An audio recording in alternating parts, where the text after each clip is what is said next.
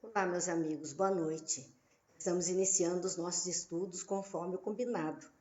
Hoje, tarefa nova, estamos estudando Água Viva, as palavras de Jesus encontradas na obra Boa Nova de Francisco Cândido Xavier. É interessante nós olharmos esta obra de Jesus através da narrativa de Humberto de Campos, falando da vida do mestre, e uma obra escrita nos idos de 1941, publicado pela FEB, que traz ensinamentos a respeito da vivência do Cristo, vivência que nós ainda não conhecemos em perfeição.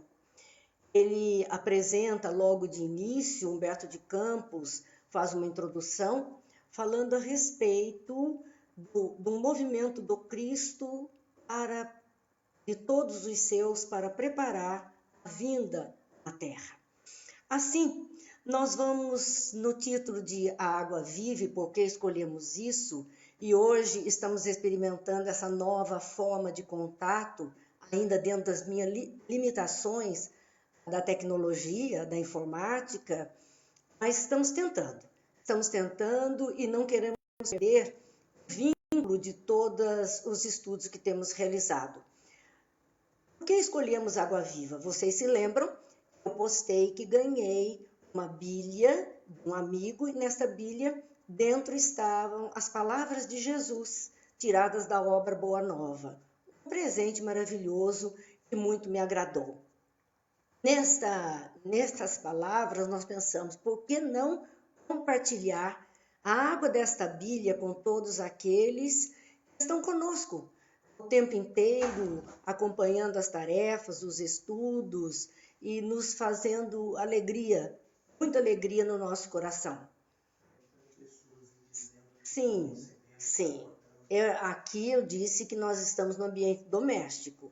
Já estão pedindo que, por favor, os amigos vão dizendo se o som, a imagem, se estão conseguindo ter se está melhor assim do que o que vínhamos fazendo anteriormente. Nós, refletindo sobre este título, de Água Viva, nós vamos nos lembrar de uma passagem narrada no Evangelho de João, capítulo 4, quando Cristo se encontra no poço de Jacó, na região da Samaria. Jesus era da Galileia e os samaritanos não se davam com os de outra posição que fosse Galileia ou Judeia. Mas ele para ali e uma mulher dele se aproxima e começa um diálogo entre eles. Não vamos narrar aqui o diálogo, apenas lembrar que Jesus diz da mulher que lhe dê água. E ela diz como ele poderia pedir a ela água. Disse, se você soubesse os dons divinos que eu trago, seria você a pedir água para mim. Nós estamos fazendo uma interpretação do texto, dizendo simplesmente que se ela bebesse da água que ele tinha a oferecer, nunca mais ela teria sede. Lógico que Jesus não estava falando da água, elemento fluídico que existe no planeta.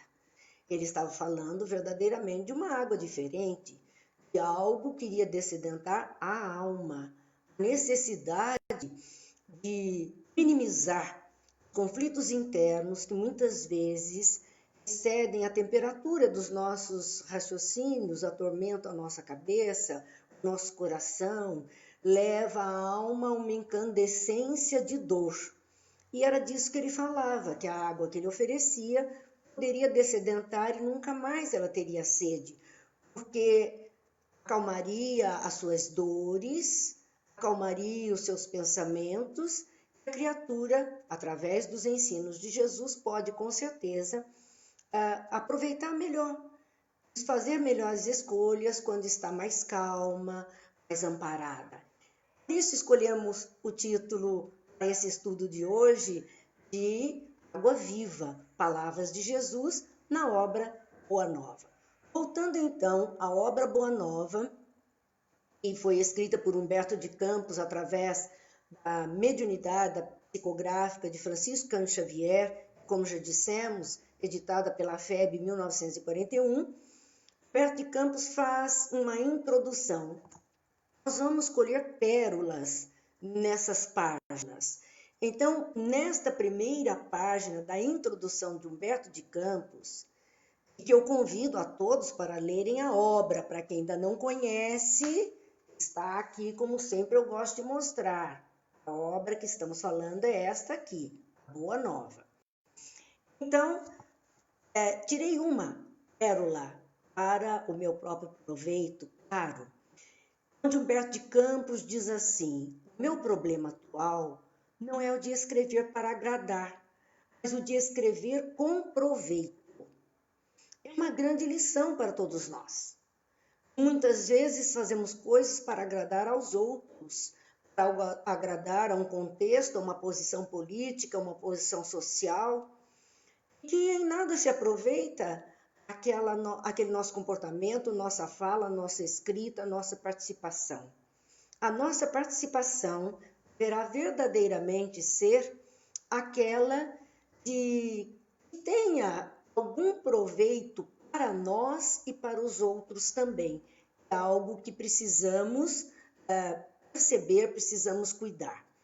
Então, para mim, na introdução, vale muito as palavras de Humberto de Campos. O meu problema atual não é o de escrever para agradar.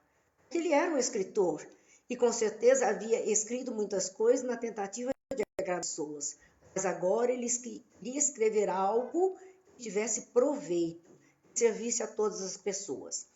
Então, no capítulo 1, o título Boa Nova, e ali nós vamos ver a narrativa da visão de época que Humberto de Campos faz de uma forma bonita, romanceada, trazendo para nós o contexto político e social da época em que Jesus nasceu. O seu território, como era dirigido, como era coordenado, o tipo de vida que as pessoas tinham. Então, nós, neste primeiro capítulo, está tratando dos ensinos de Jesus, falando do Evangelho de Jesus, dizendo que este Evangelho é um livro de amor e da alegria. É ser classificado. As palavras do Cristo compõem um livro de amor e de alegria para todos nós. Não podia ser diferente. Jesus vindo ao mundo, trazendo seu contributo em benefício da humanidade, não poderia ser diferente. O que consta este livro que traz tanta alegria, tanto consolo aos nossos corações? Primeiro, ele começa com a descrição da noite de Natal. O Evangelho de Jesus abre suas páginas com essa descrição maravilhosa, conforme narra Humberto de Campos, da noite de Natal, do nascimento de Jesus. Vai se encerrar toda a trajetória, todo o ensinamento, com as palavras de João, na obra Apocalipse, quando ele vai encerrar dizendo de uma profunda visão que ele tivera de uma Jerusalém libertada. É a trajetória do cristianismo, com a chegada de Jesus, depois com a conclusão da sua obra na visão apocalíptica de João. Esta visão traz a todos nós a esperança. Momentos difíceis, sim, existem, mas tudo está andando para um processo de mudança no comportamento da humanidade. Mais humanidade entre os seres humanos. É isso que vai estabelecer esse reino dos céus na terra. Nunca vimos tantas pessoas se oferecendo para ajudar tantas outras que se encontram neste momento na quarentena, especialmente pela idade, não podendo participar das atividades diárias. Tantos jovens compadecidos, entendendo essas limitações, se dispondo a servir gratuitamente, desinteressadamente. É o sentimento humano. É o crescimento no coração de que o que mais vale de verdade na vida é a amizade, é o companheirismo, é a fraternidade, é a solidariedade. Isto é o que mais vale para todos nós. Neste primeiro capítulo, Humberto de Campos faz essa mostragem de uma trajetória que se inicia na noite de Natal e que só vai se concluir naquilo que João chamou de Jerusalém libertada, a Jerusalém gloriosa. Representa o centro da aplicação da religião de época, mas que podemos traduzir hoje pela religiosidade do coração das criaturas. O capítulo 2, muito especialmente, é a primeira fala daquela nossa Bíblia de barro que ganhamos, tem como título Jesus Precursor e o Precursor.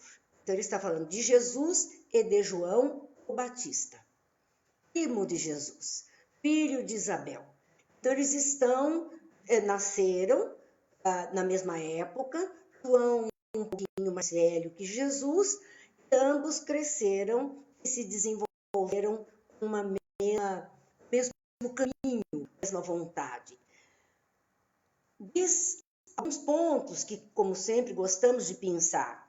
Após a apresentação do templo, Isabel vai visitar Maria em Nazaré. Isabel leva João e lá encontram Maria e Jesus.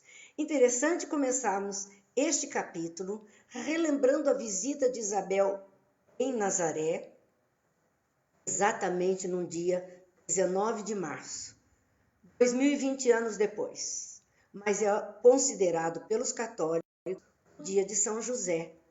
Aquele pai que Jesus teve a ampará-lo na vida material, companheiro de Maria, zelador da família.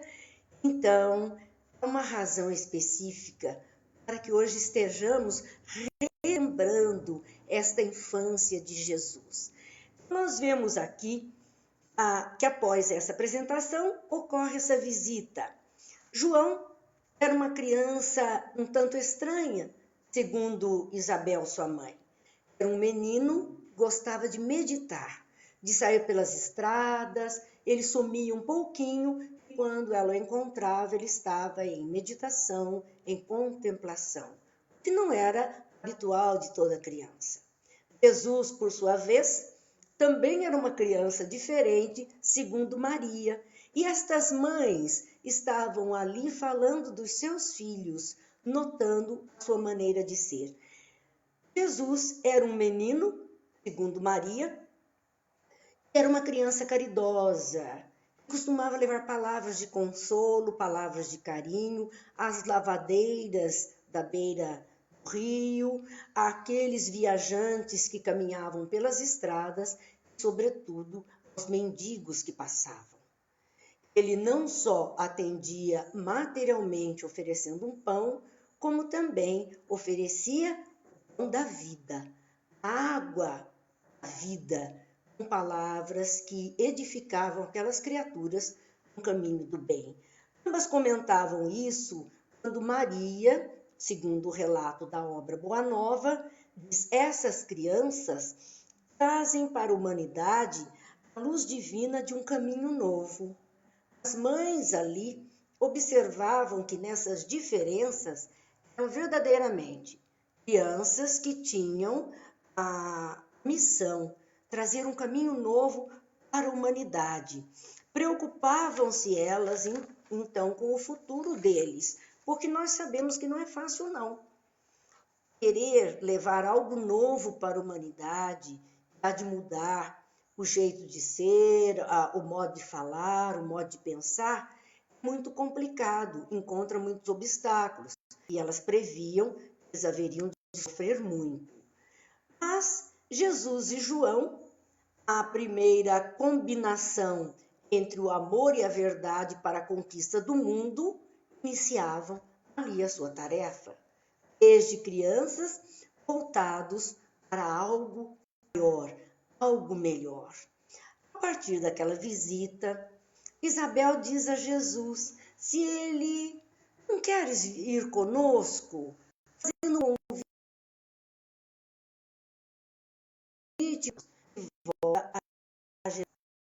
Jesus responde, e essa é a sua primeira fala na obra. João partirá primeiro. Interessante. Ela fez um convite se ele não queria ir com eles para um passeio, para a casa deles, para algum tempo de férias, quem sabe. E ele responde muito seriamente, João partirá primeiro. Dizendo ali, naquelas entrelinhas, que João era seu companheiro de jornada terrena para a edificação desse reino dos céus. E, por consequência, ele iria primeiro, iria abrindo o caminho. Por isso que diz que ele é o precursor. Ele estaria à frente, abrindo esse caminho, facilitando a jornada do Cristo, que tinha outra conotação. João, depois chamado de o Batista, o Bapta, significa aquele que mergulha, porque ele instituiu um ato, era chamado o ato do batismo, de mergulhar as pessoas nas águas, no Rio Jordão especialmente, para que essas pessoas pudessem ter ali uma mudança ao aceitar as palavras do bem, os ensinos que Jesus deveria trazer, a mudança no coração que deveria acontecer para que essas palavras, ao caírem nesses corações, nessas almas, pudessem então, verdadeiramente, como dissemos ontem, da semente, verdadeiramente germinar, florescer, frutificar. João tinha essa tarefa, preparar as almas para o encontro com Jesus. E nisto, o que é que ele propõe? Qual é a tarefa dele? A preparação do caminho à verdade. Jesus era a verdade, trazia consigo a verdade divina. Então, João estava preparando o caminho à verdade. Jesus viria em seguida com o trabalho divino do amor. Então, João trazia palavras que esclareciam as minutos. Gente, eu vou ler o que estão me passando. A condição é essa, perguntar se todos estão ouvindo, se não está cortando a nossa fala. Por favor, se alguém puder retornar, a gente agradece. Solange está nos dizendo que está excelente e olha que eu estou a 130 quilômetros de distância. Que bom, Solange, que você está conosco. É uma alegria, amiga, sempre, você sabe disso. Então, voltando a João e já tendo aqui um retorno de amigos distantes, mas que estão nos mostrando que é possível, sim, ouvir, visualizar.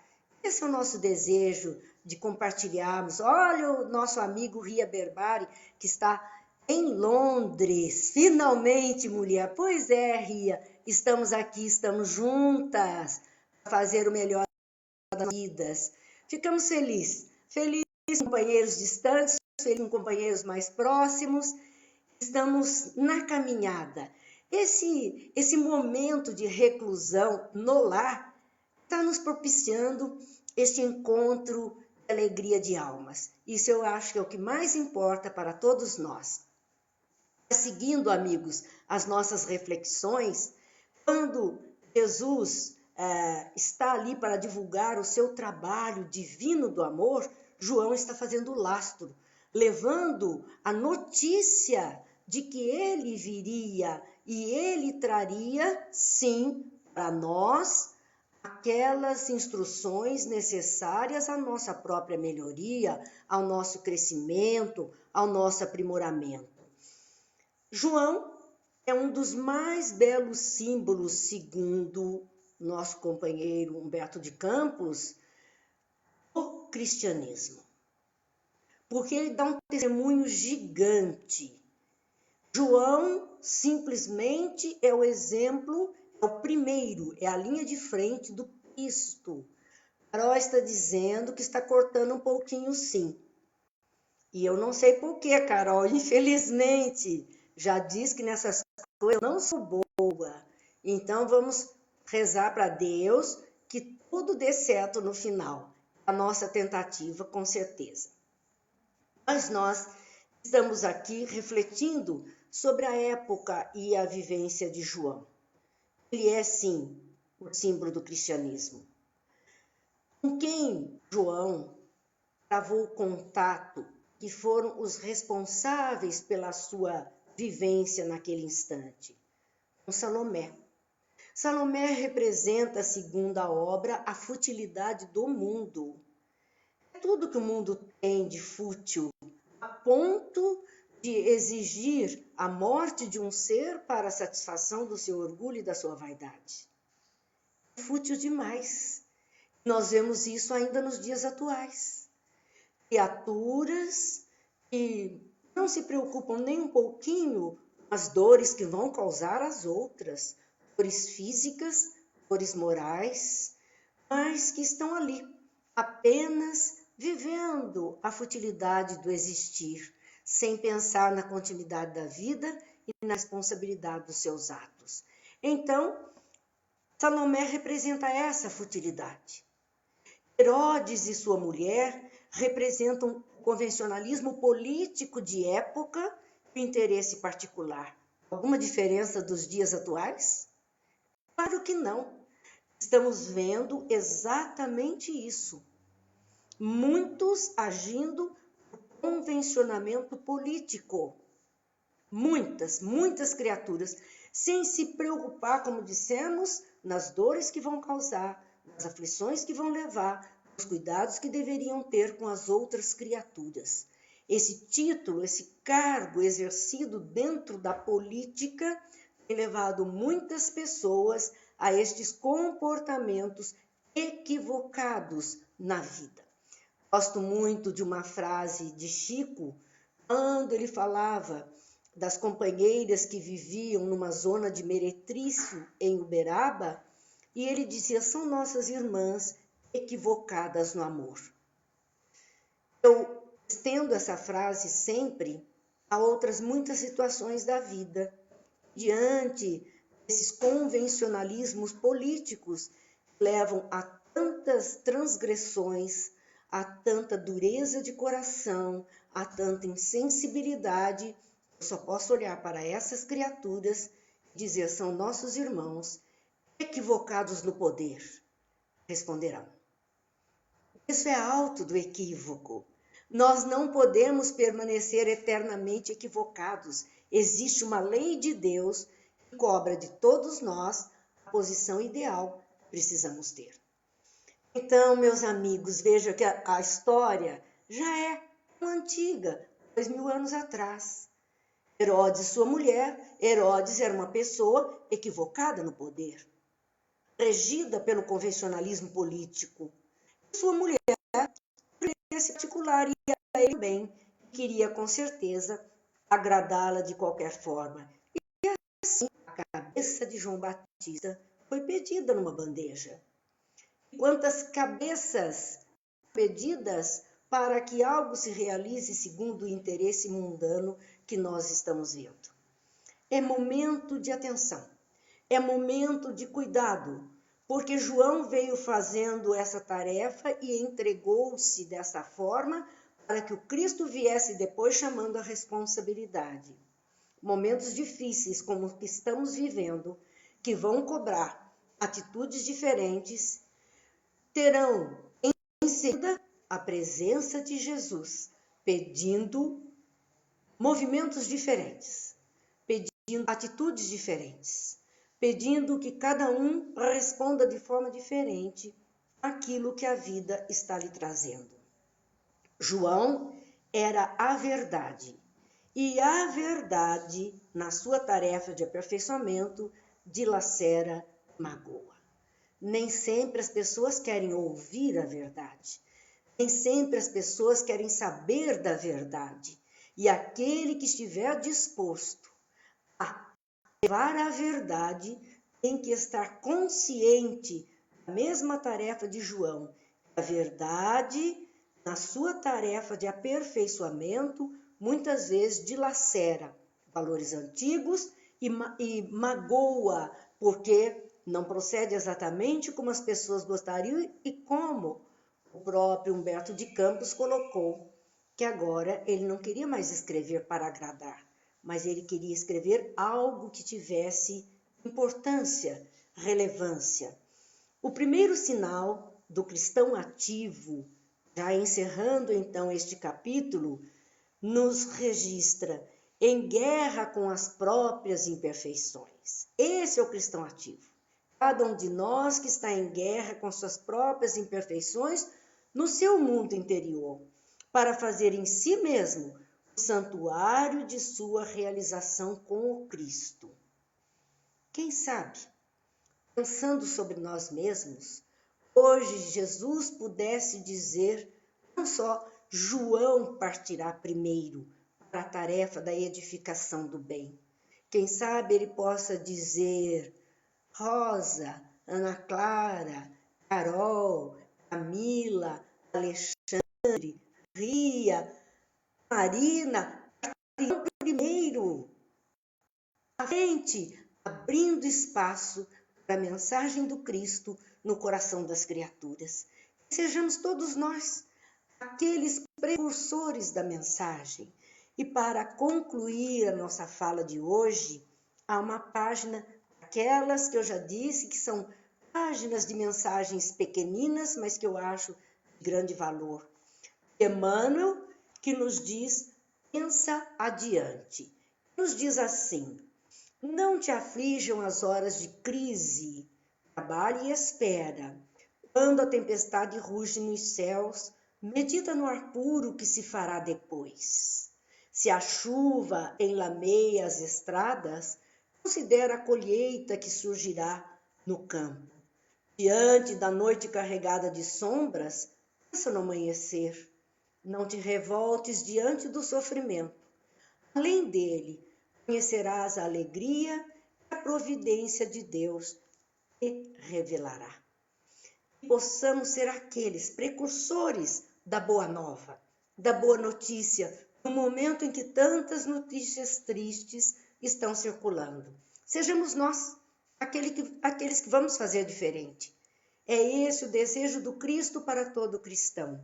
A bandeira do amor, da paz, da confiança, sobretudo da esperança, com a consciência de estarmos fazendo melhor por nós mesmos e por todos aqueles que caminham conosco na humanidade. Agradecemos a todos que estiveram conosco nesses instantes. Prometemos que na semana que vem reiniciaremos nossas falas na segunda-feira. E se vocês puderem nos dar um retorno de que ficou melhor assim, porque as gravações que estavam levando 4 horas para serem postadas, apenas 25 minutos de fala. Nós manteremos essa formatação. Agora, nossa prece. Pai de bondade, a sua grandeza, a sua paz, a sua luz se faça sobre nós, os seus filhos. Ampara esta humanidade, Pai, para que juntos possamos fazer o melhor por nós mesmos e por todos aqueles que estão conosco na caminhada. Jesus, mestre amigo, abençoa-nos hoje e por todo sempre. Que assim seja. Boa noite, irmãos. Muita paz em todos os corações.